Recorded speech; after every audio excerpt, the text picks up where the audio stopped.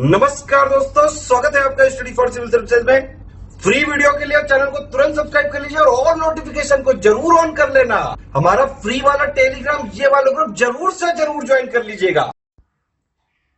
दोस्तों, खंड शिक्षा अधिकारी की मुख्य परीक्षा बहुत नजदीक आ चुकी है और ये जो श्रृंखला हम लगातार लेकर चल रहे थे, आज इस सीरीज का 10वां पार्ट आप देख रहे हैं। इससे पहले 9 भागों में आपने बड़े बड़े मॉडल प्रश्न पत्रों को देखा है, प्रश्नों के प्रारूप को देखा है। 40 प्रश्न टोटल होते थे और वो सभी प्रश्न अनिवार्य हैं, ये ध्यान दीजिएगा। तो प्रश्न आपको छोड़कर नहीं आना है, लगातार आंसर राइटिंग करनी है। ये सब चीज़ें आपको रोज कही जाती हैं, इनको ध्यान देना है, अभ्यास करते रहिए। इस समय जरा भी चूकिए नहीं, यही समय है जी जान लगाकर मेहनत करने का। कुछ भी नहीं सोचना है, सिर्फ और सिर्फ मेहनत करनी है। चलिए देखते हैं, इसमें जो प्रश्न है आपके सामने है, ये स्वामित्व स्कीम के बारे में पूछा गया है। इसके अलावा राज्यपाल के पद से संबंधित क्वेश्चन है। सिंधु घाटी की सभ्यता की जो अर्थव्यवस्था थी उस पर प्रकाश डालना है। प्रत्यक्ष विदेशी निवेश के बारे में पूछा गया है। मैंग्रोव के महत्व पर प्रकाश डालना है। इस प्रकार से 10 प्रश्न हैं आपके, और ये जो 10 प्रश्न है इनकी शब्द सीमा 125 शब्दों की है। 10 अंक इनके लिए निर्धारित है, प्रत्येक के लिए 10। तो जो खंड अ होता है ये ज़्यादा नंबर के वेटेज वाला होता है, यानी 100 नंबर यहीं से निर्धारित होते हैं। इसके बाद जो खंड ब है, इसके भी प्रश्नों को आप देख रहे हैं। जैम ट्रिनिटी के बारे में कहा जा रहा है, या इसके अलावा जो कमजोर जनजातीय समूह है इस पर चर्चा करनी है। जीनोम एडिटिंग के बारे में हमें बताना है। बहुत कुछ इसमें पूछा गया है। कुल मिलाकर प्रश्नों की संख्या है 10। इसमें जो निर्धारित अंक है वो 6 हैं और 50 शब्दों के अंदर आपको उत्तर देना होता है। उसके बाद जो छोटे छोटे आकार के प्रश्न हैं इन्हें आप देख रहे हैं। स्फूर्ति योजना है, कार्य साधक संख्या है, समताप मंडल पर लिखना है, तिनकठिया प्रणाली पर लिखना है, ऐसे ही बहुत कुछ है। कुल मिलाकर इनकी तादाद है 20। 25 शब्दों से ज़्यादा यहाँ लिखना नहीं है और 2 अंक से ज़्यादा मिलने वाला है नहीं, तो यहाँ तथ्यों का ही समावेश करना है। चलिए देखते हैं। तो मॉडल उत्तर के हिसाब से हमारा पहला प्रश्न है, स्वामित्व स्कीम क्या है और ग्रामीण भारत में इसके महत्व पर हमें चर्चा करनी है। तो देखिए, स्वामित्व का मतलब क्या है। इसका मतलब है ग्रामीण क्षेत्रों में बेहतर प्रौद्योगिकी के साथ गांवों और मानचित्रों का सर्वेक्षण करना। अब स्वामित्व योजना पंचायती राज मंत्रालय की एक पायलट परियोजना के तौर पे देखी जा रही है। मतलब ये क्या है, एक पायलट प्रोजेक्ट है जिसका उद्देश्य है ग्रामीण भारत के लिए एक एकीकृत संपत्ति सत्यापन समाधान को प्रदान करना। योजना के तहत ग्रामीण क्षेत्रों में आबाद भूमि को नवीनतम सर्वेक्षण विधियों और ड्रोन टेक्नोलॉजी का इस्तेमाल करके सीमांकित किया जाएगा।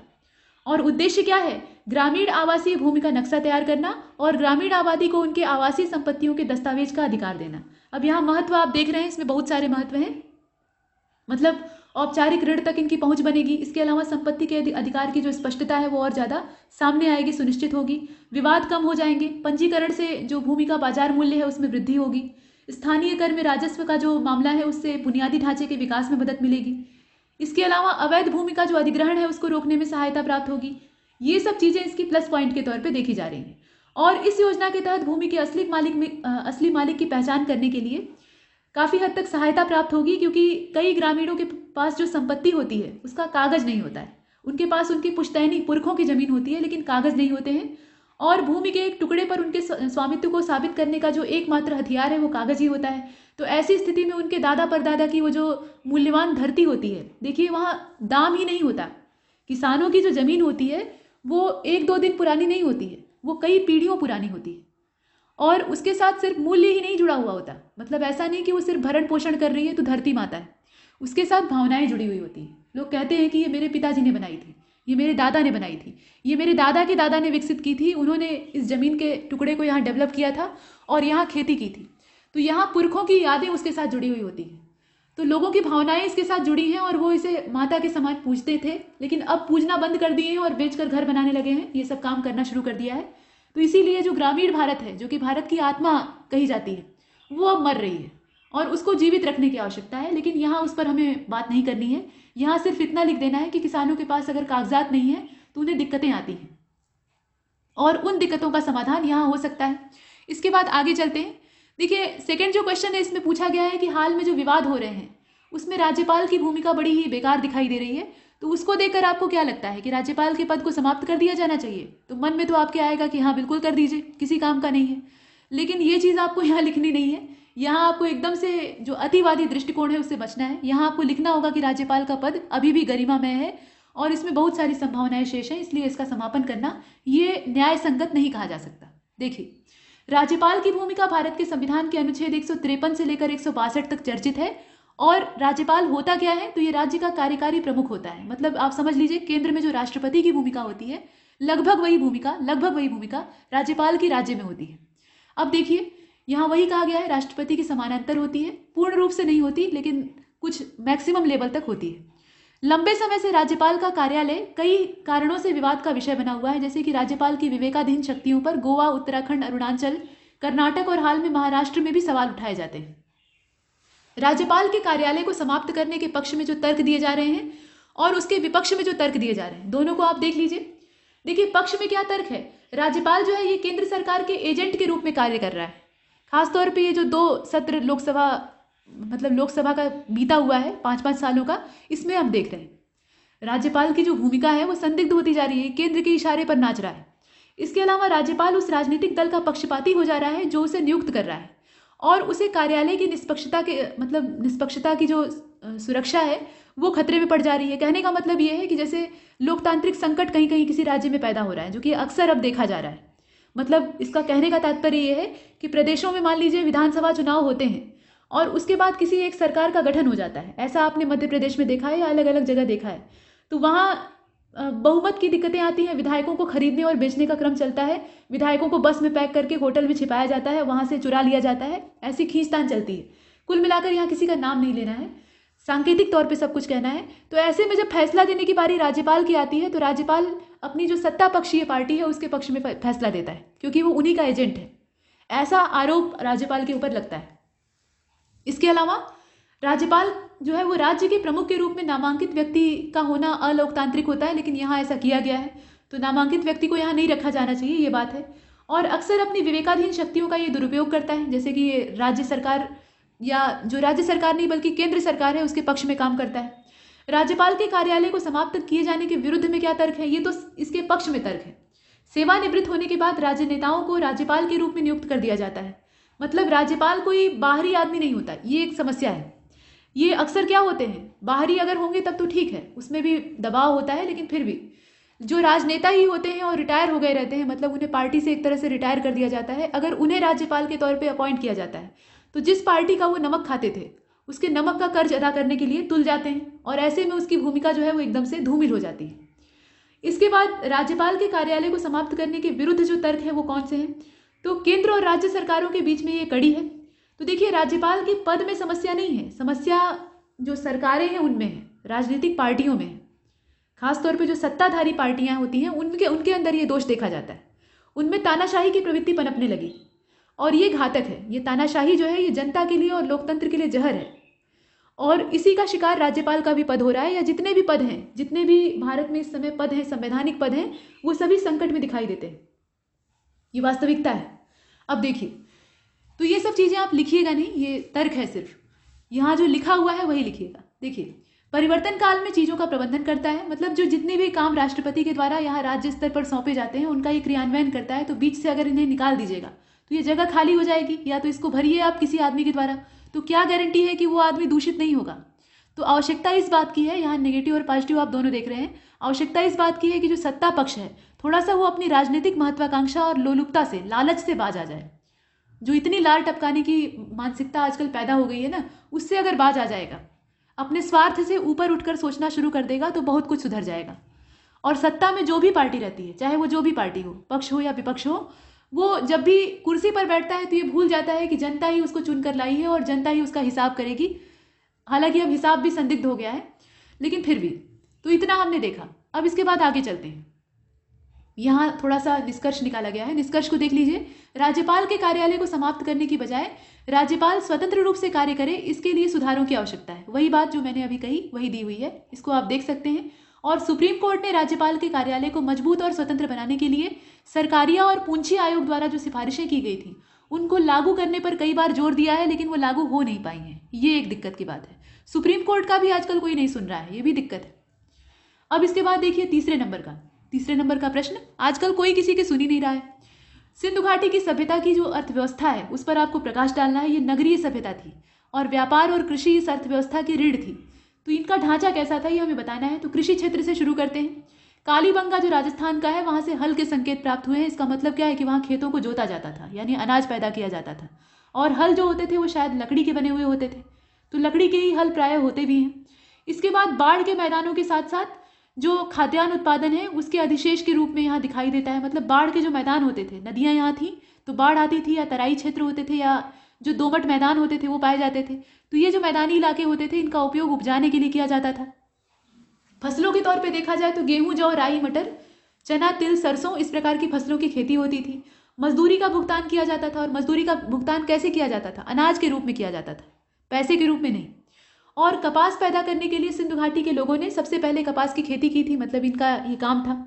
जानवरों का वर्चस्व था, पशुपालन ये लोग करते थे। इसमें जानवरों को आप देख लीजिए, मतलब भैंस, इसके अलावा बकरी, भेड़, सुअर ये सब पालते थे, बैल भी पालते थे, गधे और ऊँट भी पालते थे। ये बोझा ढोने के लिए इस्तेमाल करते थे।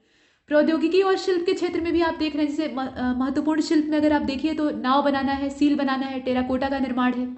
इसके अलावा जो बुने हुए सूती वस्त्र थे उनका इस्तेमाल करना, ऊनी वस्त्र का निर्माण करना, ये भी इनका काम था। इसके अलावा तांबा खेतरी की जो खाने हैं, मतलब ये राजस्थान वाला एरिया है, वो भी प्राप्त हुआ है।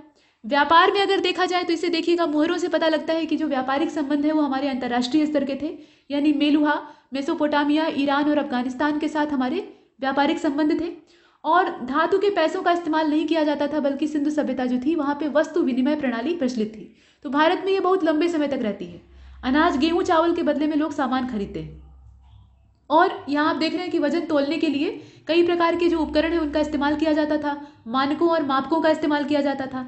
डॉकयार्ड खोजा गया है, बंदरगाह होते थे, यहाँ से जल मार्ग के द्वारा परिवहन होता था। ये सब चीज़ें हम इसमें लिख सकते हैं।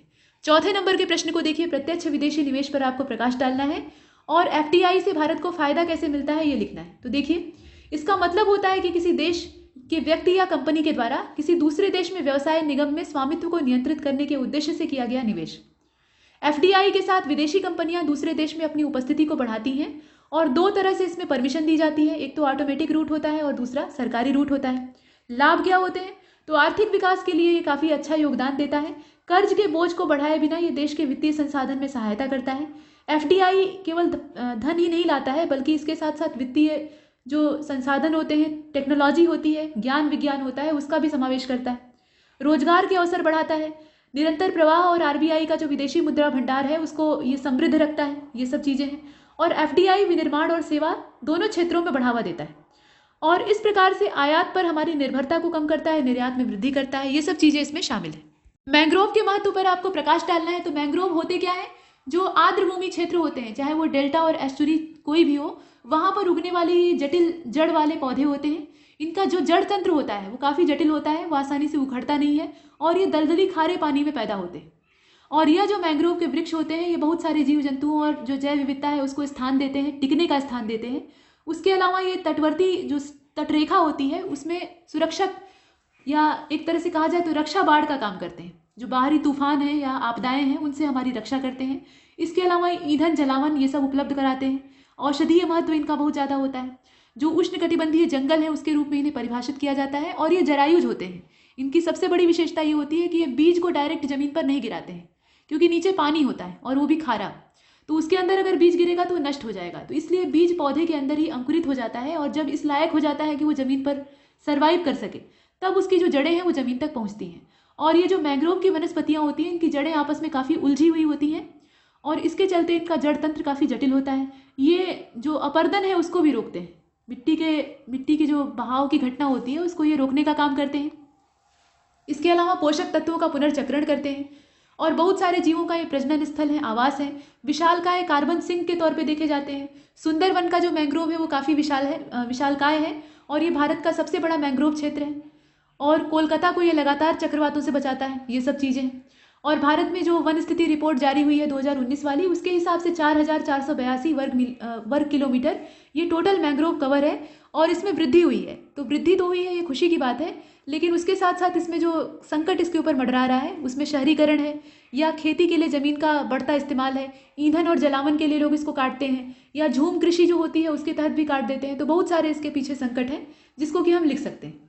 इसके बाद आगे चलते हैं। यहाँ आप देख रहे हैं हरियाणा विधानसभा में जो राइट टू रिकॉल बिल था, मतलब ये पारित हुआ था, इसकी प्रमुख विशेषताओं पर आपको चर्चा करनी है। तो राइट टू रिकॉल के प्रावधान में हरियाणा पंचायती राज दूसरा संशोधन विधेयक ये 2020 का आता है। इसका उद्देश्य था निर्वाचित प्रतिनिधियों की लोकतांत्रिक जवाबदेही को और ज़्यादा मजबूत बनाना। अगर सरपंच या पंचायती समितियां जिला परिषदों के सदस्य जिला परिषदों के सदस्य प्रदर्शन करने में विफल रहते हैं, मतलब दोनों में से कोई एक, चाहे तो पंचायत समितियां हैं या सरपंच है या जिला परिषद के सदस्य हैं, अगर वो प्रदर्शन करने में असफल रहते हैं तो इस अधिकार का उपयोग करके जनता अपने प्रतिनिधियों को उनके कार्यकाल से पहले ही हटा सकती है। उनको 5 साल या जितने भी उनकी सीमा है उतना झेलने की आवश्यकता नहीं है। ये अच्छी बात है। और बिल की विशेषताएं क्या हैं? तो 50% महिला आरक्षण है। इसके अलावा पिछड़े वर्गों के बीच में अधिक वंचित जो है उनको 8% आरक्षण दिया गया है। और मतदाता अपने प्रदर्शन से अगर संतुष्ट नहीं है तो वो जो गांव के सरपंच हैं या ब्लॉक स्तरीय पंचायती समितियां हैं या जिला स्तरीय जिला परिषद हैं उनके सदस्यों को याद करें। ये एक प्रावधान है।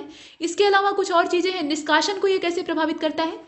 तो इसमें एक वार्ड या एक ग्राम सभा के 50% सदस्यों को लिखित में देना होगा कि वे सरपंच या जिला परिषद के जो सदस्य या प्रतिनिधि हैं उनसे असंतुष्ट हैं और उनका निष्कासन चाहते हैं।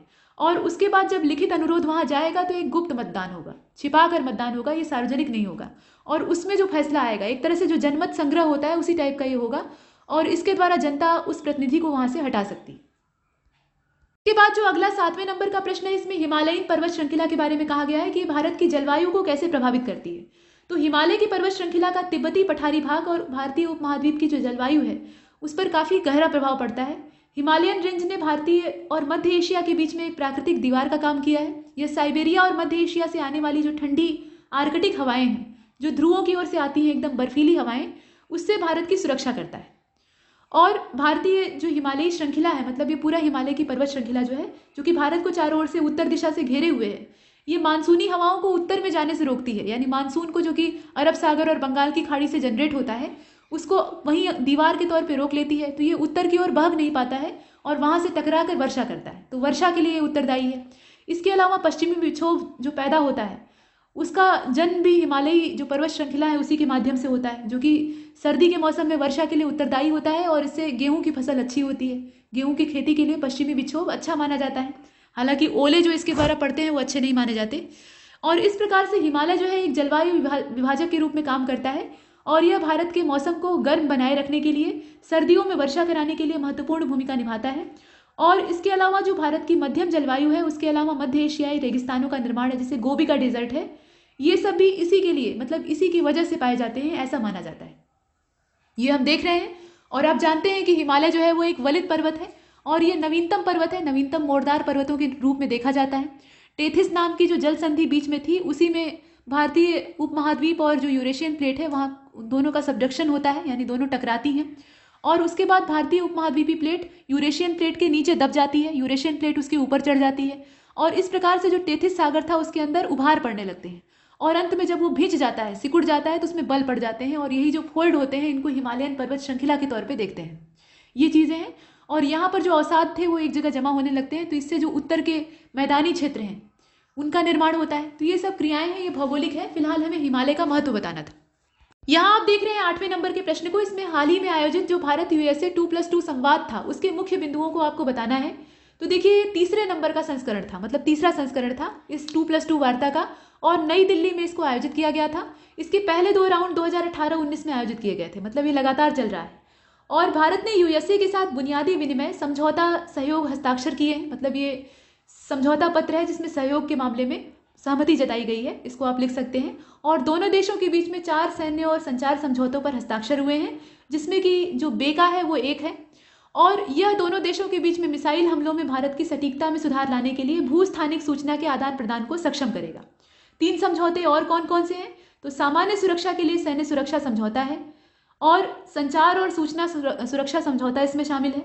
लॉजिस्टिक एक्सचेंज के लिए एग्रीमेंट है। ये सब चीज़ें इसका हिस्सा है। इसके बाद वायु गुणवत्ता सूचकांक से आप क्या समझते हैं, ये अगला प्रश्न है। तो इसको देखिएगा, एयर क्वालिटी इंडेक्स वायु गुणवत्ता का आकलन करने के लिए इसको लॉन्च किया जाता है और ये इस बात का सूचक होता है कि वायु की गुणवत्ता या वायु प्रदूषण निकट भविष्य में जनसंख्या के स्वास्थ्य को किस प्रकार से प्रभावित करेगा।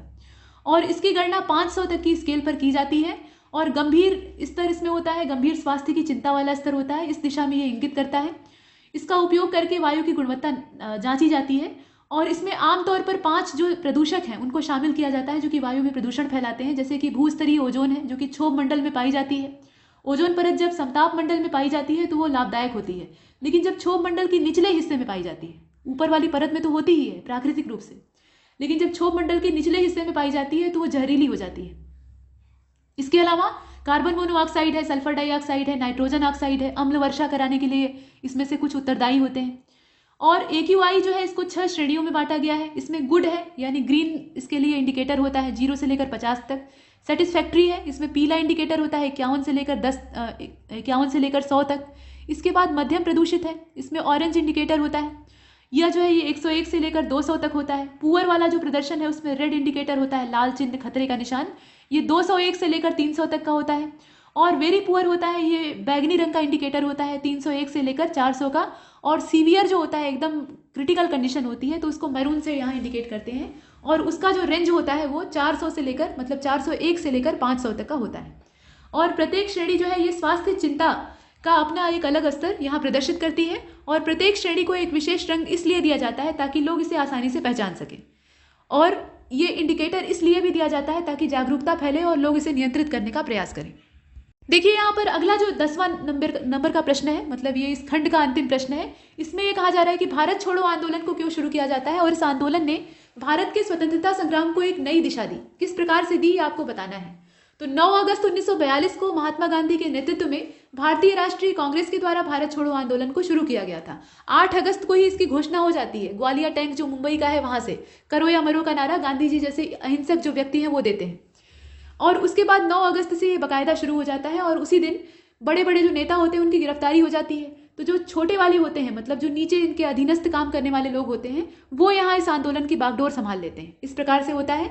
और इसमें मांग क्या थी कि द्वितीय विश्व युद्ध में भारतीय समर्थन प्राप्त करने के लिए भारत में ब्रिटिश शासन को तत्काल समाप्त करना और ब्रिटिश सरकार की वापसी के बाद प्रांतीय सरकार का गठन करना। कारण क्या थे इसमें? तो क्रिप्स मिशन यहाँ असफल हो जाता है, ये एक कारण था। द्वितीय विश्व युद्ध ये खुद अपने आप में एक बहुत बड़ा कारण था। नस्लवादी प्रवृत्ति की जो भावनाएं थी और जो ब्रिटिश सरकार का कठोर रवैया था उससे लोग ऊब चुके थे। बार बार संविधान की मांग करते करते, आज़ादी की मांग करते करते ये तंग आ चुके थे, तो ये भी एक कारण था। इसके अलावा जापानी आक्रमण के लिए जनता को तैयार करना, मतलब करने की इच्छा रखना, ये भी इसके पीछे एक जिम्मेदार कारण था। अब इसके प्रभाव क्या पड़ते हैं? तो प्रभाव बहुत कुछ पड़ता है, मतलब चेतना लोगों के अंदर आती है और ये अंतिम युद्ध के तौर पे देखा जाता है। मतलब यहीं से अंग्रेजों के पैर एकदम से उखड़ जाते हैं, फिर एक औपचारिकता रह जाती है। यहाँ पर कहा गया कि मतलब भारतीय राष्ट्रीय कांग्रेस को एक गैर कानूनी संगठन के तौर पे घोषित किया जाता है। सार्वजनिक मनोबल बढ़ता है, लोगों को लगता है कि हाँ हम कुछ कर सकते हैं। इसके अलावा लोगों ने अद्वितीय वीरता और उग्रवाद का यहाँ पे प्रदर्शन किया। मतलब इन्होंने दर्शाया कि हम कुछ कर सकते हैं और हम करने के लिए हथियार उठा सकते हैं, ये काम हमारे द्वारा। इसके अलावा होता ये है इसमें कि अंग्रेजों ने महसूस कर लिया था कि भारतीय जो लोग हैं उनके समर्थन के बिना भारत पर शासन करना संभव नहीं है और ये लोग समर्थन देंगे नहीं, तो हमें छोड़कर चले जाना चाहिए। ये सब चीज़ें इसमें सामने आती हैं, तो इसे आप लिख सकते हैं। अब इसके बाद आगे चलते हैं। यहाँ पर खंड ब आपका शुरू होता है और यहाँ जैम ट्रिनिटी के बारे में कहा जा रहा है। तो ये जो जैम ट्रिनिटी है ये क्या चीज़ है और भारत में ये शक्तिशाली क्यों है? तो जैम का मतलब यहाँ पर है जन धन आधार मोबाइल। ये जो ट्रिनिटी है ये डिजिटल प्रौद्योगिकी का प्रसार करने में सहायता करेगी और सशक्त कदम के तौर पर देखी जा रही है। यहाँ पर राष्ट्रव्यापी ऑनलाइन प्लेटफार्मों की स्थापना पर बल देने के साथ साथ जरूरतमंदों को तत्काल मौद्रिक सहायता की सुरक्षा मुहैया कराना या सुविधा मुहैया कराना, ये इसका उद्देश्य है। ये शक्तिशाली इसलिए है क्योंकि इसके द्वारा बेनिफिट, जो डायरेक्ट बेनिफिट ट्रांसफर प्रोग्राम है यानी डीबीटी, उसको बढ़ावा मिलता है। इसके अलावा बिचौलियों की भूमिका यहाँ समाप्त हो जाती है और भ्रष्टाचार और जो अनियमितताएं हैं वो पीछे हट जाती हैं। इसमें आसानी से इसके अलावा इसमें होता क्या है, आसानी से व्यवसाय करने के लिए बढ़ावा मिलता है और कोविड-19 के जो संकट है उससे निपटने के लिए सामाजिक दूरी को भी सुनिश्चित किया जाता है। ये सब इसके प्रावधान है, तो आप इसे शामिल कर सकते हैं। इसके बाद दूसरे नंबर के प्रश्न को देखिएगा। इसमें कहा जा रहा है कि विशेष रूप से कमजोर जनजातीय समूह यानी PVTG जो है, इसका मतलब क्या है? तो डेबर आयोग ये 1960-61 वाला है, इसकी सिफारिश थी और सिफारिश के आधार पर अनुसूचित जनजातियों को उनके विकास दर में असमानता के कारण विभिन्न समूहों में वर्गीकृत किया गया। और PVTG का मतलब ये होता है कि आंशिक रूप से कमजोर आदिवासी समूह, लुप्तप्राय जनजातीय समूह, ये सब जो है ये वन अधिकार अधिनियम के तहत निवास के अधिकारों के हकदार हैं। मतलब इन्हें आवास की आवश्यकता है और वो इनकी पूरी होनी चाहिए। और भारत में 75 PVGT हैं और इन 75 PVTG को यहाँ पे इसमें अगर देखा जाए तो इसमें मैक्सिमम आबादी कहाँ पाई जाती है? मैक्सिमम आबादी पाई जाती है ओडिशा में, यानी 13 यहाँ पर है। उसी प्रकार से आंध्र प्रदेश में ये 12 है, जबकि यहाँ पर अगर देखा जाए मापदंड को, इनका निर्धारण कैसे होता है, तो मापदंड आप देख रहे हैं, ये इतने प्रकार के मापदंड हैं, मतलब जनसंख्या का घटता स्तर, इसके अलावा कृषि वाला स्तर, साक्षरता का स्तर, या अर्थव्यवस्था में जीवन के निर्वाह का स्तर, भोजन में जो यहाँ पे दिक्कतें हैं उसका स्तर, ये सब चीज़ें आती हैं। और आगे चलते हैं। इसके बाद तीसरे नंबर के प्रश्न को देखिएगा, सहायक संधि के बारे में कहा जा रहा है इसमें, सब्सिडियरी अलायंस के बारे में।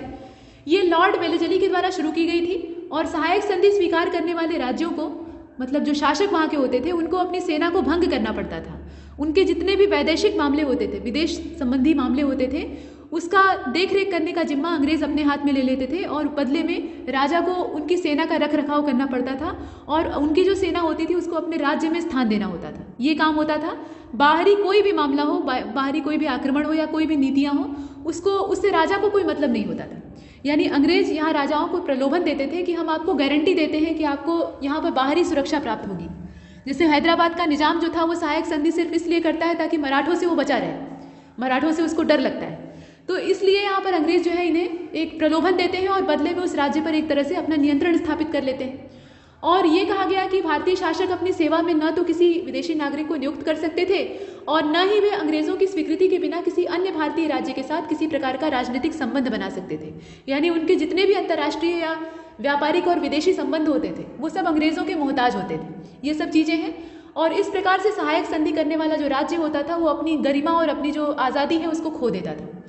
इसके बाद जो चौथे नंबर का प्रश्न है, देखिए जो ब्रिटिश भारत का इतिहास है उसमें वेलेजली और डलहौजी ये दोनों जो है ये साम्राज्य के विस्तारक के तौर पर देखे जाते हैं। ब्रिटिश साम्राज्य को फैलाने का जो काम है वो इन्होंने ही किया। बाकी जितने भी शासक आए उन्होंने साम्राज्य को फैलाया नहीं बल्कि उसी पर शासन करने का काम किया। इसके बाद चौथे नंबर के प्रश्न को आप देख रहे हैं, इसमें कहा गया है कि केंद्रीय विस्टा पुनर्विकास परियोजना, इसको आपको संक्षेप में बताना है। तो केंद्रीय विस्टा पुनर्विकास योजना जो है ये केंद्रीय आवास और शहरी मामलों के मंत्रालय के द्वारा 2019 में प्रस्तावित की गई और इस परियोजना में निम्नलिखित परियोजनाएं शामिल हैं, जैसे कि संसद भवन के पास एक नए संसद भवन का निर्माण, त्रिकोणीय आकार का ये बनेगा, और संयुक्त केंद्रीय सचिवालय का निर्माण। इसके अलावा राजपथ का जो यहाँ पे नवीनीकरण है उसको करना और नॉर्थ और साउथ ब्लॉक को संग्रहालय में बदलना, ये सब इसके पीछे जिम्मेदार कारण है। मतलब इसमें ये सब प्रावधान किए गए हैं। नई संसद बन रही है, आप जानते ही हैं। सेंट्रल विस्टा पुनर्विकास योजना ने नगरपालिका कानून के उल्लंघन, पर्यावरण कानून के उल्लंघन और भूमि उपयोग के परिवर्तन के आधार पर एक विवाद को जन्म दिया है और यह मामला सर्वोच्च न्यायालय के अधिकार क्षेत्र में आता है। इस प्रकार से आप लिख सकते हैं। और इसमें केंद्र सरकार जो है वो काफ़ी इच्छुक है कि एक नया संसद भवन बने। और इसमें वो तर्क क्या देती है कि मौजूदा संसद भवन जो है इसमें बुनियादी ढांचा जो है वो एकदम जीरो है, ये किसी काम का नहीं है, तो एक नई बननी चाहिए। और उसके अलावा केंद्र सरकार के कार्यालयों का एक जगह न होना ये काफ़ी कामकाज को कठिन बना देता है। अनावश्यक यात्रा करनी पड़ती है और यातायात और भीड़ का प्रदूषण होता है। इस प्रकार की चीज़ें हैं। और मौजूदा जो इमारतें हैं वो बहुत प्राचीन हैं और उनका जो संरचनात्मक ढांचा है वो बहुत कमज़ोर हो चुका है। संसद भवन को देखकर आपको लगता है कि वो कल ही गिर जाएगी, ऐसा तो है नहीं, अच्छी खासी है अभी, और मेंटेनेंस हर चीज़ का किया जाता है।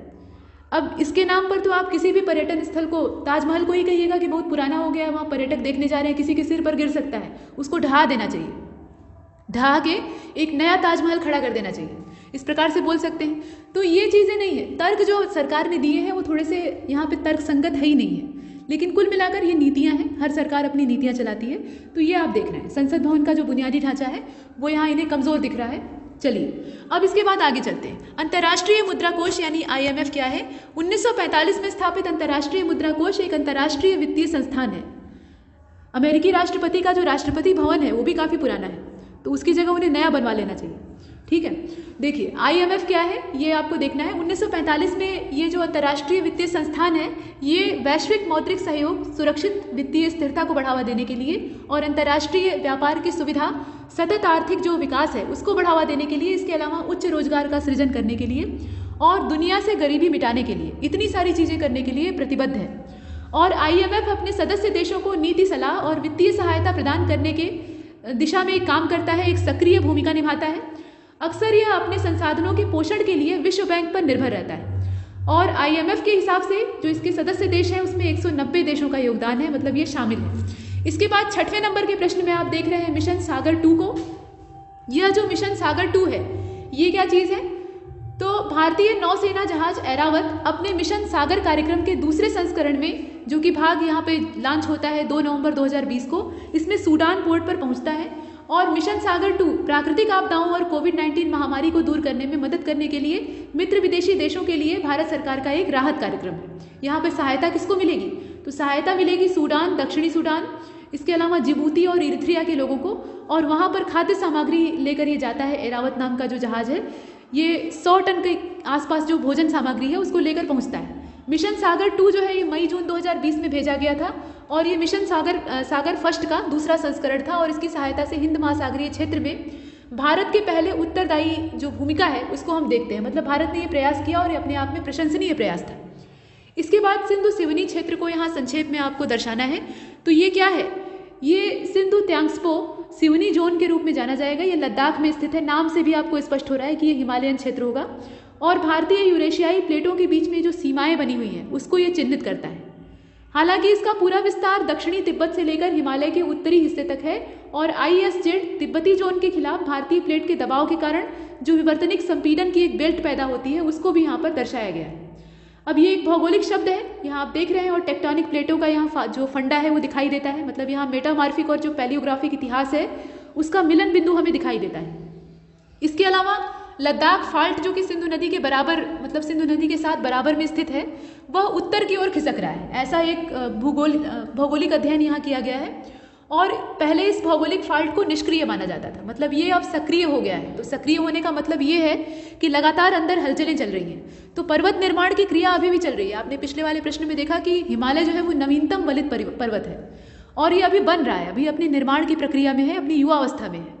और जैसे युवाओं की लंबाई कुछ उम्र तक बढ़ती है, मतलब 21-22 साल तक एक सामान्य तौर पर, तो वैसे ही हिमालय की भी ऊंचाई, लंबाई या उसका विस्तार जो है उसमें परिवर्तन आ रहा है और ये उसी परिवर्तन का एक परिणाम है।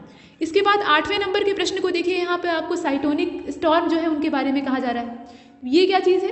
कोविड-19 या आम इन्फ्लुएंजा जैसे जो रोग हैं उसमें रोगी खुद को बेहतर महसूस करता है, लेकिन बाद में क्या होता है, उसका इम्यून सिस्टम कमज़ोर होने लगता है और वो कमज़ोर होते चले जाते हैं। मतलब शुरुआत में लगता नहीं है कि बीमारी का कोई लक्षण वगैरह है, बस ये मालूम होता है कि हमें कोविड का जो टेस्ट है वो पॉजिटिव निकला है, लेकिन बाद में धीरे धीरे करके वो रोग जो है वो अंदर जड़ जमाने लगता है और अंदर से प्रतिरोधक क्षमता कमज़ोर होने लगती है।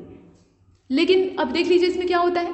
बीते हुए दिनों में कई शोध सामने आते हैं और उससे ये पता लगता है कि जब किसी के शरीर पर वायरस का आक्रमण होता है तो वाहक शरीर बड़ी मात्रा में साइटोकिन्स बनाने लगता है और यह जो शरीर की प्रक्रिया होती है इसको साइटोकिन स्टॉर्म कहा जाता है। स्टॉर्म का मतलब क्या है? तूफान कहा जाता है। और प्रतिरक्षा प्रतिक्रिया के तहत, जो प्रतिरक्षा प्रक्रिया है उसके तहत यहाँ पर क्या होता है, तो बहुत अधिक मात्रा में साइटोकिन्स जो है ये रक्त में छूटने लगते हैं और इससे साइटोकिन्स तूफान की जो भूमिका है वो स्पष्ट होती है। और ये होते क्या है, तो ये छोटे छोटे प्रोटीन के सेल्स होते हैं जो कि संक्रमण के खिलाफ शरीर की प्रतिक्रिया को समन्वित करते हैं। और इसमें होता क्या है कि अत्यधिक जब साइटोकिन्स बनेगा तो ये भी शरीर के लिए घातक होता है। ये परिस्थितियां यहाँ नुकसानदेह होती हैं, इसे आप लिख सकते हैं। ये ग्रीक भाषा का शब्द है। साइटो का मतलब होता है सेल्स यानी कोशिकाएं और कीन का मतलब होता है आंदोलन। तो ये कोशिकाओं का आंदोलन होता है और कोशिकाएं प्रोटीन से बनती हैं मुख्य रूप से, ये आप जानते हैं। जेनोम एडिटिंग से क्या तात्पर्य है ये आपको बताना है। तो देखिए, जेनोम एडिटिंग एक प्रणाली है जो कि वैज्ञानिकों को कई जीवों के DNA बदलने की अनुमति देती है। एडिटिंग के काम में आप क्या करते हैं, किसी मूल चीज़ में अपने हिसाब से चीज़ों को जोड़ घटा लेते हैं, उसे सिकोड़ लेते हैं या फैला लेते हैं या उसमें परिवर्तन कर लेते हैं। जैसे आप फोटो खींचते हैं तो उसके बाद उसकी एडिटिंग करते हैं अपनी शक्ल को सुंदर बनाने के लिए, उसमें तरह तरह के मोड चालू करते हैं ताकि आपका चेहरा और अच्छा दिखाई दे, ऐसा लोग करते हैं। तो वही काम यहाँ पे जीनों के साथ होता है। मतलब जो जीन्स होते हैं मनुष्य के, उन पर एडिटिंग करके उन्हें मनचाहा रूप दिया जा सकता है। और इसमें जेनोम एडिटिंग जो है ये वरदान भी हो सकती है और अभिशाप भी हो सकती है। कहीं अगर अनुवांशिक दोष है, जीन में गड़बड़ियाँ हैं या किसी अच्छे नस्ल के निर्माण की आवश्यकता है, तो वहाँ पे जेनोम एडिटिंग वरदान है। रोगों से निजात पाने के लिए भी ये काफ़ी सपोर्ट करेगी, लेकिन इसका दुरुपयोग होने की भी उतनी ही संभावना है। दोस्तों, आपने 2019 में आई हुई एक फिल्म 2019 या 18 में आई थी संभवतः, इसका नाम था रैम्पेज। इसे देखा था कि नहीं? रैम्पेज में जीनोम एडिटिंग की बात कही गई थी और वहाँ पर जेनोम एडिटिंग के माध्यम से एक वेपन बनाया जाता है जो कि एक केमिकल होता है और वो केमिकल एक सैटेलाइट के माध्यम से अंतरिक्ष में ले जाया जाता है और वहाँ से वो जो सैटेलाइट है वो दुर्घटनाग्रस्त हो जाता है और उसके द्वारा जो केमिकल है वो नीचे अर्थ पर आकर गिरता है और अर्थ पर जहाँ भी गिरता है वहाँ पे जो पशु होते हैं मतलब एक गोरिल्ला होता है, एक मगरमच्छ होता है और एक भेड़िया होता है, यही दिखाए जाते हैं, बाकी जितने हैं तो वो इन्फेक्टेड हो जाते हैं और उस इन्फेक्शन की वजह से उनका शरीर असामान्य रूप से विकसित होने लगता है और वो हिंसक हो जाते हैं। तो ये क्रिस्पर टेक्नोलॉजी थी और उसी के बारे में आप यहाँ देख रहे हैं। देखिए यहाँ पर कहा गया है कि 2019 में एक नया जीनोम एडिटिंग टूल जिसका नाम है क्रिस्पर, इसका आविष्कार किया गया है और यह पुराने जीनोम संपादन विधियों की तुलना में सरल, तेज, सस्ता और अधिक सटीक है। जीनोम संपादन के लिए इस पद्धति का इस्तेमाल किया जाता है और 2020 का जो रसायन विज्ञान का नोबेल पुरस्कार है वो जीनोम एडिटिंग की विधि के विकास के लिए ही दिया गया है। यह पुरस्कार दिया गया है इमैनुअल चार्पियर और जेनिफर डोडना को, संयुक्त रूप से इन्हें सम्मान मिला है। तो इस प्रकार से ये नोबेल मिला है। तो इसका अगर सदुपयोग हो तो ये फायदेमंद है, दुरुपयोग हो तो ये नुकसानदेह है और उसी को हम देख रहे हैं।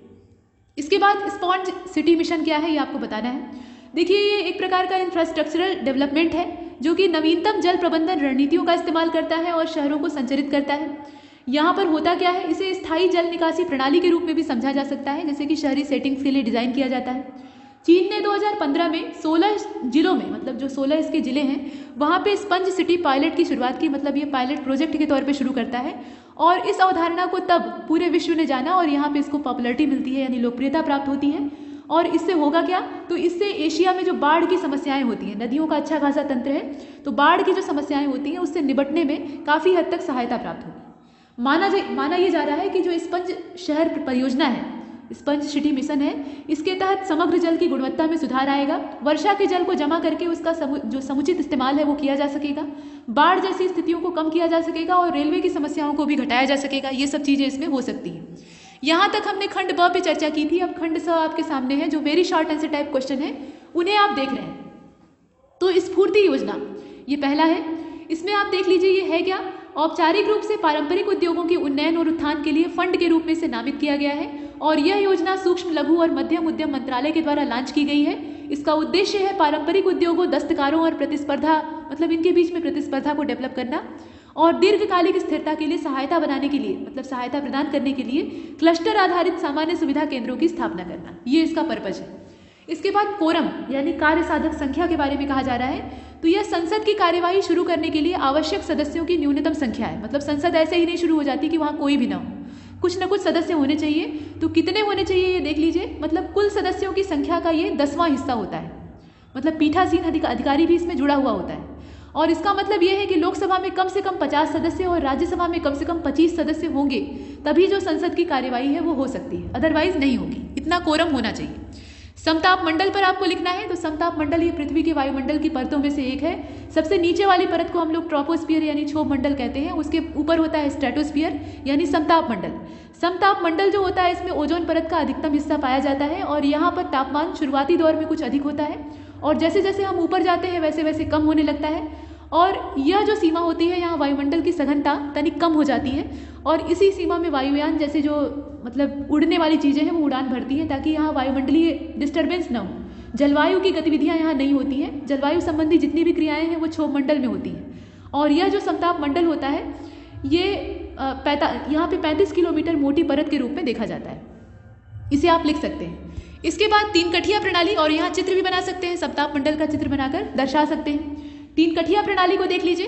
तो ये जो चंपारण सत्याग्रह था उसी से जुड़ा हुआ है। यहाँ पर जो 20 हिस्से होते थे किसानों के, मतलब ये चंपारण बिहार का एक क्षेत्र था, गांव था, वहाँ पे किसानों को अपनी ज़मीन के 20 हिस्सों में से 3 हिस्सों पर इंडिगो की खेती करनी पड़ती थी। इंडिगो यानी नील की बात की जा रही है, उसकी खेती करनी पड़ती थी और इसी को कहा जाता था 3/20 का यहाँ डाटा था, इसी को कहा जाता था 3 कठिया।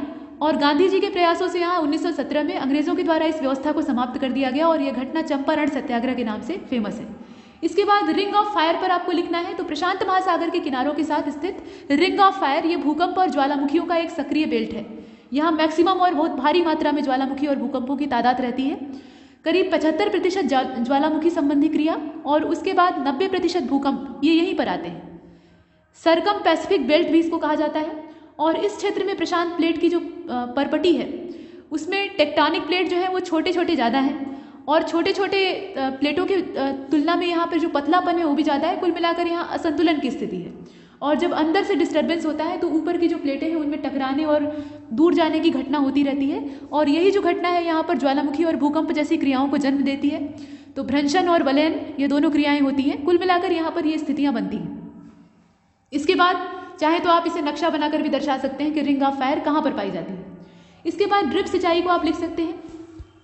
देखिए ड्रिप सिंचाई में क्या लिख सकते हैं, ये एक आधुनिक और कुशल सिंचाई तकनीक है जिसमें कि पानी और अन्य पोषक तत्वों को सीधे फसल की जड़ों तक पहुंचाया जाता है। तो सिंचाई का जो पानी है वो बचता है, समय की बचत होती है और आराम से यहाँ पर मानसून की निर्भरता को हम कम कर सकते हैं।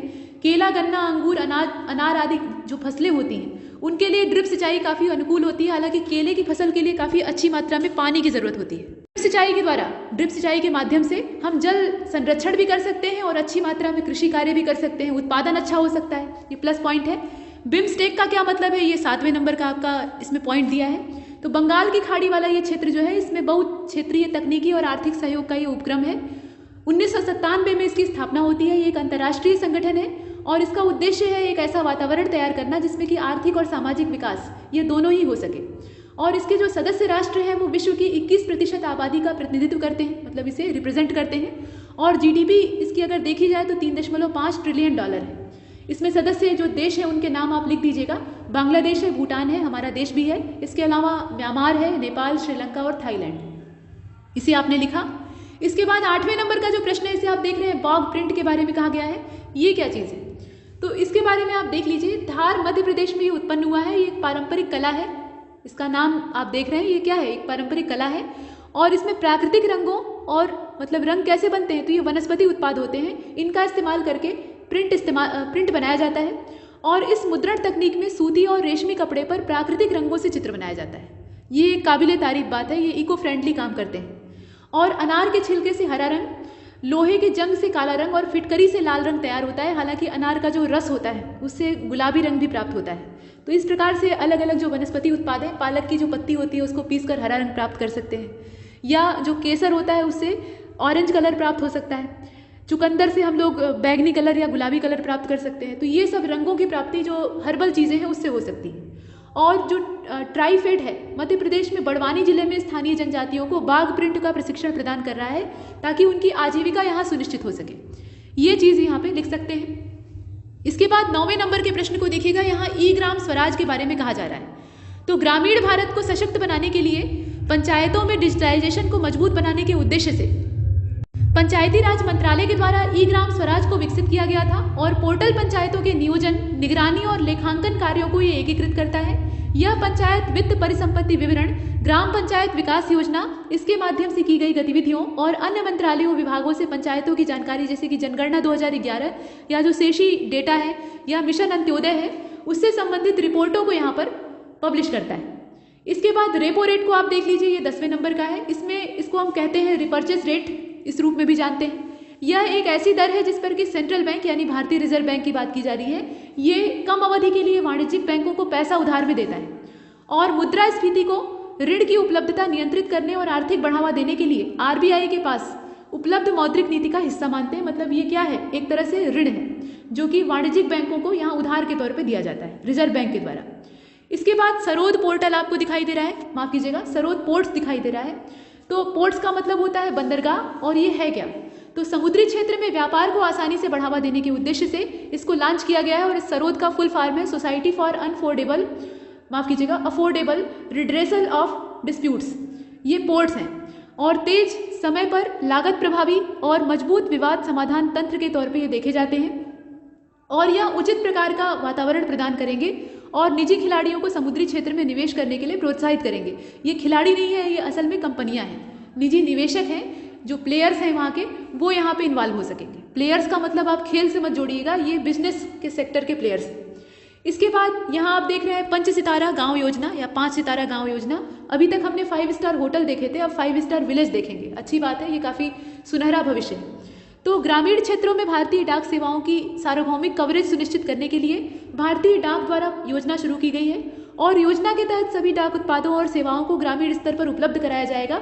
5 स्टार योजना के अंतर्गत आने वाली योजनाओं में शामिल कौन कौन सी चीज़ें हैं, तो बचत बैंक खाता आता है, आवर्तक जमा खाता आता है, एनएससी आता है, केवीपी प्रमाण पत्र आता है, सुकन्या समृद्धि खाता आता है, इसके अलावा पीपीएफ खाते आते हैं, वित्त पोषित डाकघर बचत खाता आता है, भारतीय पोस्ट पेमेंट बैंक भी इसमें आता है, इसके अलावा पोस्टल लाइफ इंश्योरेंस पॉलिसी आती है, प्रधानमंत्री सुरक्षा बीमा योजना भी इसका हिस्सा है, प्रधानमंत्री जीवन ज्योति बीमा योजना खाता ये भी इसमें इन्वॉल्व है।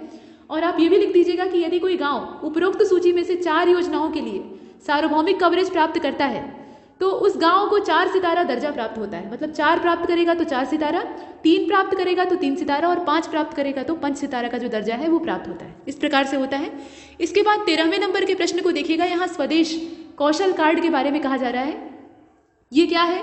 तो रोजगार सहायता के लिए कुशल श्रमिक आगमन डेटाबेस इसको कह सकते हैं। कौशल विकास और उद्यमिता, नागरिक उड्डयन और जो विदेश मामले हैं उसके मंत्रालय की ये संयुक्त पहल है। वंदे भारत मिशन का ये हिस्सा है और कौशल मापने का यहाँ अभ्यास किया जाता है, जिसका उद्देश्य है प्रासंगिक रोजगार के अवसरों के साथ लौटने वाले नागरिकों को सशक्त बनाना। ये इसका पर्पज है।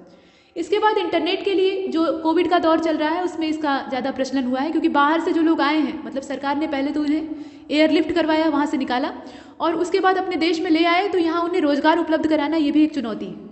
इसके बाद 14वें नंबर का जो प्रश्न है इसको देखिएगा। इंटरनेट के असुरक्षित, यहाँ पे असुरक्षित नहीं बल्कि सुरक्षित जो अनुप्रयोग है उनकी बात की जा रही है। सुरक्षित अनुप्रयोग की बात अगर करते हैं तो उसमें साइबर सुरक्षा का मुद्दा भी जुड़ता है, लेकिन यहाँ चूंकि छोटा प्रश्न है, मतलब प्रश्न का दायरा बहुत सीमित है, तो उसमें आप साइबर सिक्योरिटी को नहीं जोड़ सकते। फिर भी इंटरनेट के सुरक्षित अनुप्रयोग भारतीय सेना के द्वारा विकसित एक सरल संदेश सेवा ऐप के रूप में सामने आते हैं। एप्लीकेशन इंटरनेट पर एंड्रॉयड प्लेटफॉर्म के लिए सुरक्षित आवाज़, पाठ और वीडियो कॉलिंग सेवाओं को प्रदान करने में समर्थन करता है और पहले से उपलब्ध जो व्हाट्सएप और टेलीग्राम जैसे व्यावसायिक ऐप्स हैं उसके ये समान होता है। खरीफ की फसल ये आपकी है, तो खरीफ की फसल को मानसून की फसल भी कहा जाता है। फसलें जून में यानी मानसून की शुरुआत में बोई जाती हैं और सितंबर के तीसरे सप्ताह में काट ली जाती हैं।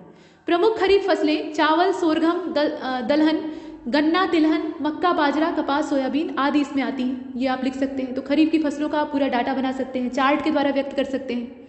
इसके बाद ब्रिक्स क्या है? तो ब्राज़ील, रूस, भारत, चीन और दक्षिण अफ्रीका ये सब इसमें इन्वॉल्व है। पहले इसका नाम ब्रिक था, बाद में ब्रिक्स बन जाता है क्योंकि साउथ अफ्रीका इसमें आकर जुड़ जाता है। और ये देश की माफ़ कीजिएगा, दुनिया की तेज़ी से बढ़ती जो अर्थव्यवस्थाएं हैं उनका एक गुट है और क्षेत्रीय मामलों का मतलब इनमें ज़्यादा रोल होता है, उसे आप लिख सकते हैं। इसके अलावा आप ये भी लिख सकते हैं, यहाँ इसमें जोड़ सकते हैं। देखिए क्या जोड़ा जा सकता है कि ब्रिक्स देश जो है वो दुनिया की आबादी का 40% नेतृत्व करते हैं और दुनिया की जीडीपी में अगर इनकी हिस्सेदारी को देखें तो वह 30% के आसपास मानी जाती है। फ्लाई ऐश को यहाँ देख लीजिए, ये 17वें नंबर का टॉपिक है। यह थर्मल पावर प्लांट में उत्पन्न कोयले के दहन से उत्पन्न एक उप उत्पाद के तौर पर देखा जाता है। ये राख होती है और फ्लाई ऐश महीन पाउडर के समान होता है। पार्टिकुलेट मैटर 2.5 का ये प्रमुख स्रोत होता है, मतलब ये प्रदूषक होता है एक तरह से। तो इसका सही दिशा में अगर इस्तेमाल किया जाए, मतलब इसकी सहायता से ईंटों का निर्माण कर सकते हैं और जो इससे बनने वाली ईंटें होती हैं वो मिट्टी की ईंटों की तुलना में कहीं ज़्यादा हल्की और टिकाऊ होती हैं। या टाइल्स का निर्माण कर सकते हैं, सीमेंट के उत्पादन में इसे ले सकते हैं, सड़कों का इससे निर्माण हो सकता है। तो इससे होगा क्या, इसका उपयोग भी हो जाएगा और ये पर्यावरण को प्रदूषित भी नहीं कर पाएगा। इसके बाद 18वें नंबर के प्रश्न को देखिएगा। ये है स्पुतनिक 5।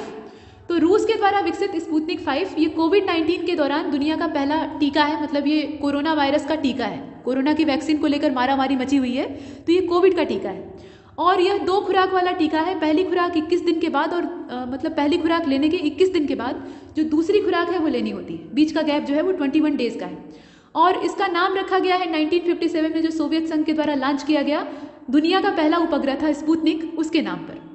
इसके बाद 19वें नंबर के प्रश्न को देखिए। कोरोना का जो वास्तविक टीका है वो आज तक कोई देश नहीं खोज पाया है। सब खोज कर रखे हुए हैं लेकिन वो काम नहीं कर रहा है, बहुत ज़्यादा प्रभावी नहीं है, या प्रभावी है भी तो जनता तक उसकी पहुंच नहीं हो सकी।